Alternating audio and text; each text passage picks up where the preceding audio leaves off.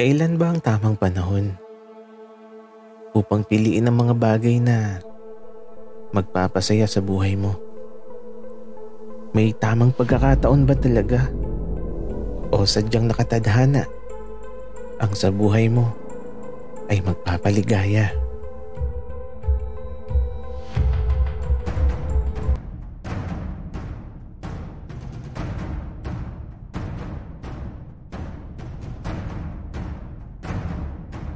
Kaibigan, huwag mong kalimutan mag-subscribe sa aming channel at huwag din kalimutan i-click ang notification bell at subscribe button. Subscribe na!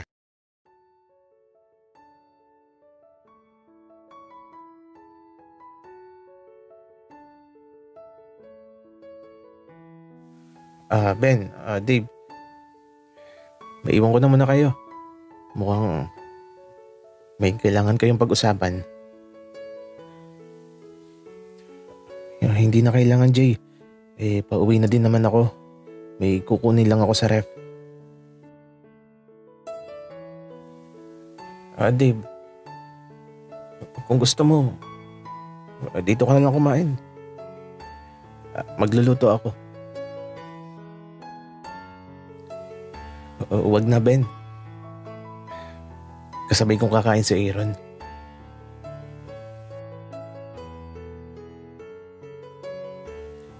Matapos kong sabihin yun, nagtungo na ako sa rep, tapos eto, kumuha ako ng lulutuin ko sa bahay nila Aaron.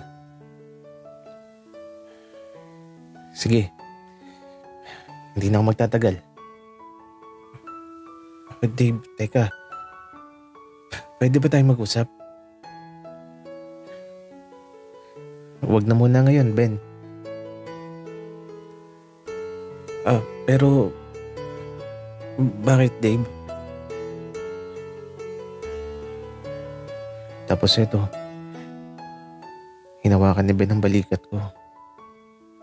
At habang nakahawak siya dito, nakatingin naman ako sa kanyang mga mata na tila ba nangungusap na pagbigyan ko siya sa kahilingan niya. Dave, pwede ba tayo mag-usap? Huwag na muna ngayon, Ben. Sa ibang araw na lang. Sige na, alis na ako. Kaya naman ito, umalis na ako kaagad. Diretso lakad lang. Walang lingon. At nang makarating ako sa bahay nila Aaron, wala pang tao dito. Ako pa lang, kaya ito, nagluto na ako nang kinuha ko sa malaking bahay.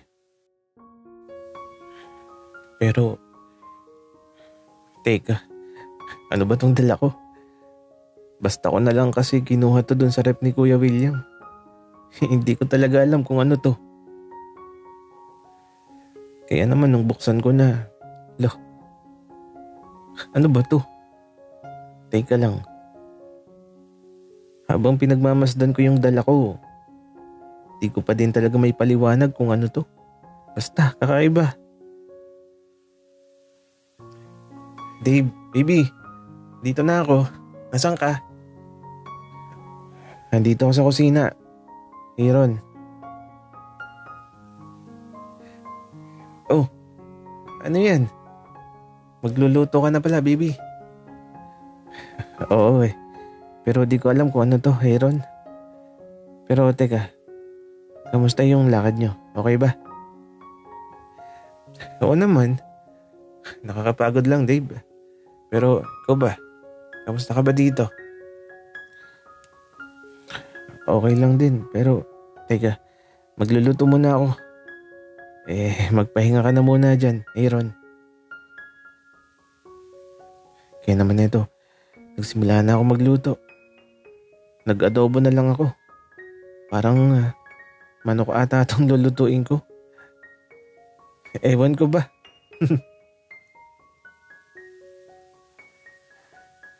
At habang nagluluto ako, si Aaron naman ayun. Diretso sa silid namin. Nagpapahinga lang siya dun. Tatawagin ko na lang kapag kakain na. Sa paglipas ng mga sandali, dumating na din ang tatay ni Aaron.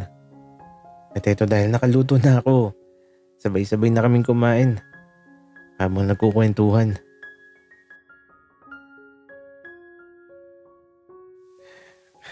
Dave, iho, masarap ka pala magluto ng bayawak.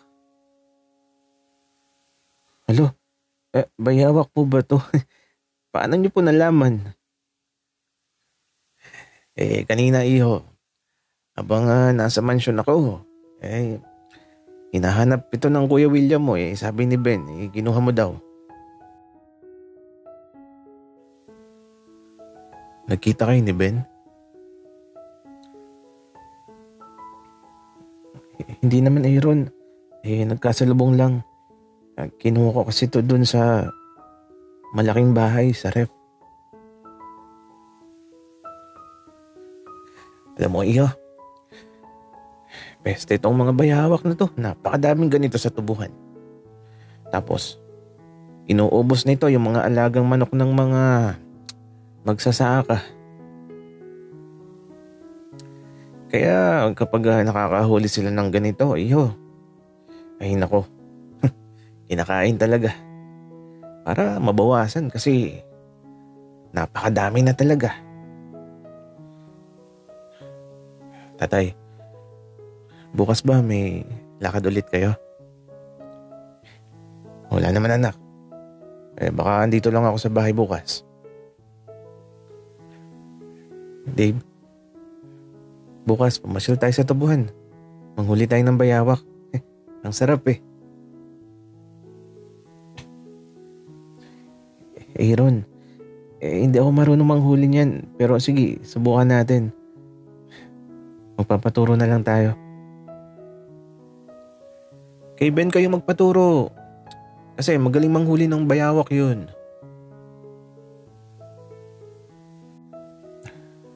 Natahimik na lang ako. Kasi si Aaron, ito, napatingin na lang sa akin. Siguro, hindi kay Ben. Kasi siguradong ayaw ni Aaron kay Ben. Oo nga naman Dave. Magpaturo tayo kay Ben. Aaron, alam mo, bukas na natin pag-usapan yan kapag nasa tubuhan na tayo. Pero, iho, napakasarap po magluto. Nagmana ka talaga sa Kuya William mo. Masarap din magluto ang batang yun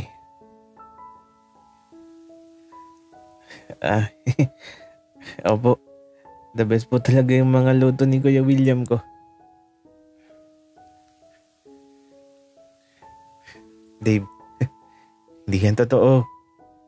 Kasi para sa akin, ikaw yung the best sa lahat. Wika naman ni Aaron.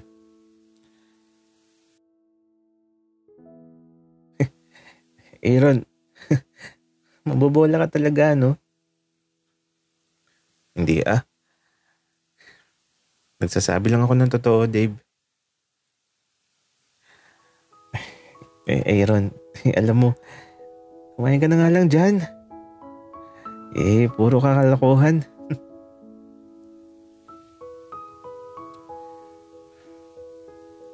Masaya naman ako sa mga sandaling to.